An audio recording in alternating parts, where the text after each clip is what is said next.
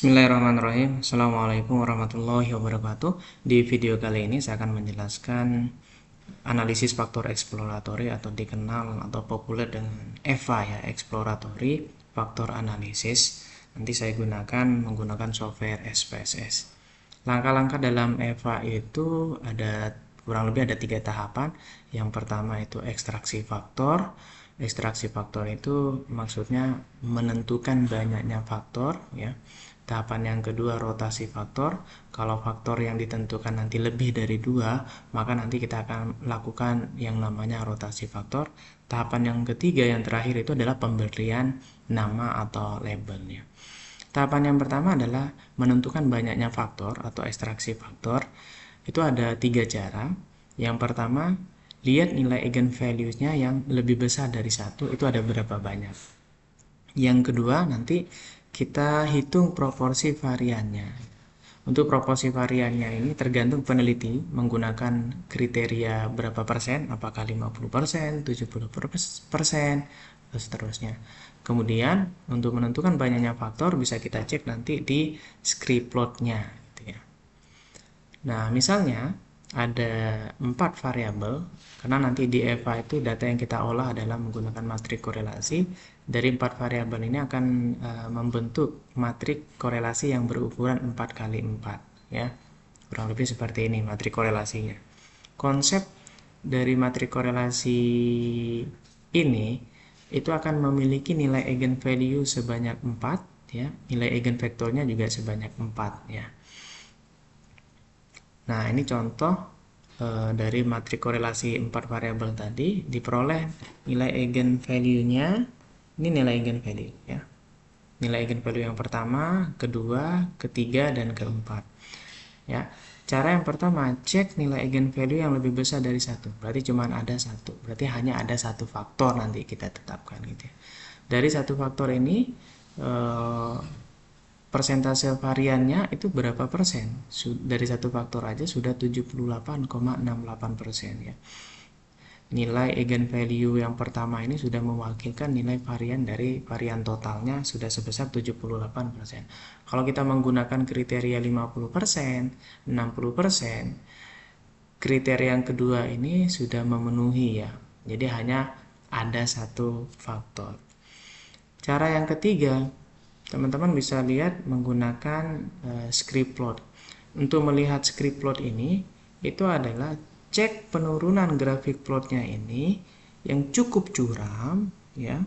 Setelah itu landai gitu ya. Contoh ini, curam, setelah itu landai. Berarti yang curamnya ini berapa kali? 1 kali. Maka bisa kita tetapkan ada 1 faktor. Ya, itu yang pertama, ekstraksi faktor. Cara yang kedua adalah nanti rotasi faktor. Tujuan rotasi faktor ini itu adalah untuk simple structure. Kalau faktornya itu lebih dari 1 ya, ada 2 faktor, 3 faktor ya, maka kita harus melakukan rotasi faktor. Tujuannya supaya mendapatkan simple structure atau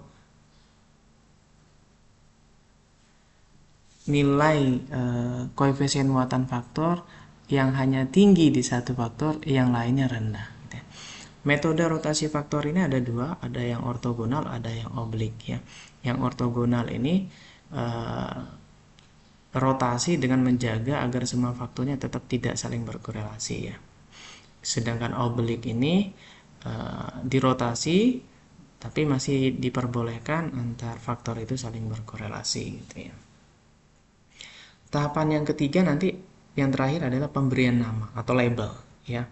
Contohnya setelah dilakukan rotasi faktor, nah nanti variabel-variabel ini, misalnya ada variabel ini akan mengelompok faktor yang ke satu itu variabel apa aja, misalnya self concept, motivasi, minat, self efficacy, self esteem.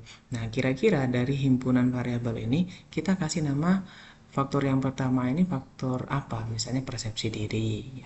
Faktor yang kedua variabel yang koefisien muatan faktornya yang tinggi, misalnya di dukungan emosional, dukungan instrumental, dukungan orang tua.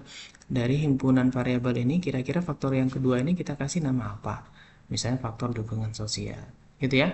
Kemudian faktor yang ketiga ini ada sikap teman sebaya, perilaku teman sebaya, gitu ya. Kira-kira ini kita kasih nama apa? Misalnya faktor yang ketiga kita kasih nama peer influence, gitu ya. Jadi kita cek nilai koefisien muatan faktornya ini yang tinggi itu ada di faktor yang mana. Makanya sudah dilakukan yang namanya tahapan rotasi faktor tadi ya, yang tujuannya adalah simple structure. Hanya ada satu nilai koefisien muatan faktor yang tinggi di satu faktor, yang lainnya rendah.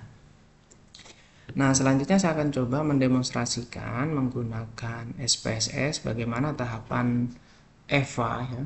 Saya masukkan dulu datanya, import data, data. Nah, ini dia. Nah, ini ada 1, 2, 3, 4, 5, 6, 7, 8, 9, 10. Ada 10 variabel ya. Dari 10 variabel ini kita akan coba tahapan EVA. Tahapannya adalah analyze, kemudian dimension reduction, faktor. Kita masukkan semua variabelnya ke kotak variabel. Kemudian extractionnya, metodenya kita pakai principal komponen. Kemudian display-nya script load-nya di checklist ya. Continue.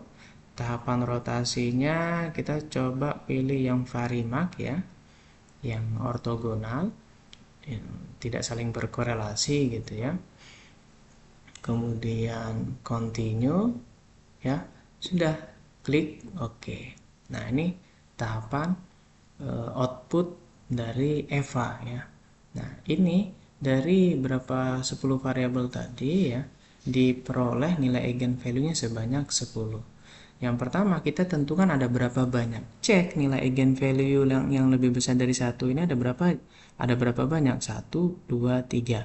Maka kita tetapkan ada 3 faktor ya. Dari 3 faktor ini persentasenya sudah berapa? 61,76% ya.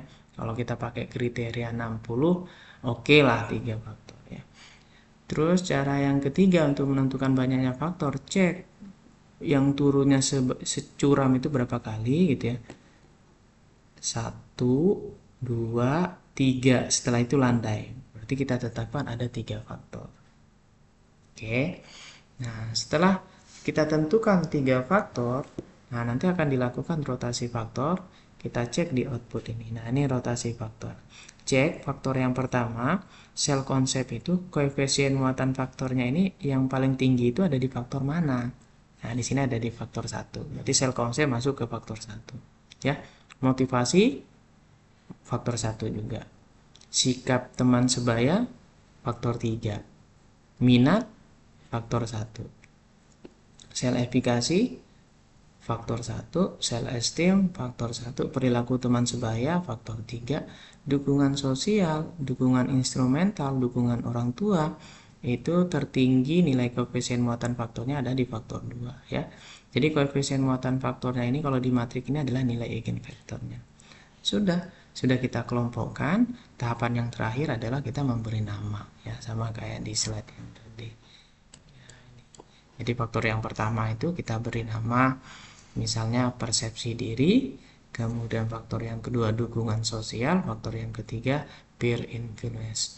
EVA ini memang subjektif ya, dalam penentuan banyaknya faktor juga subjektif, kemudian pemberian nama juga subjektif, karena di tahapan analisisnya ini tidak ada pendekatan statistik ya, nggak ada pengujian hipotesis. Maka EVA itu juga statistikawan itu menyebutnya analisis yang subjektif gitu ya. Oke, demikian untuk penjelasan exploratory faktor analisis menggunakan software SPSS. Semoga bermanfaat. Assalamualaikum warahmatullahi wabarakatuh.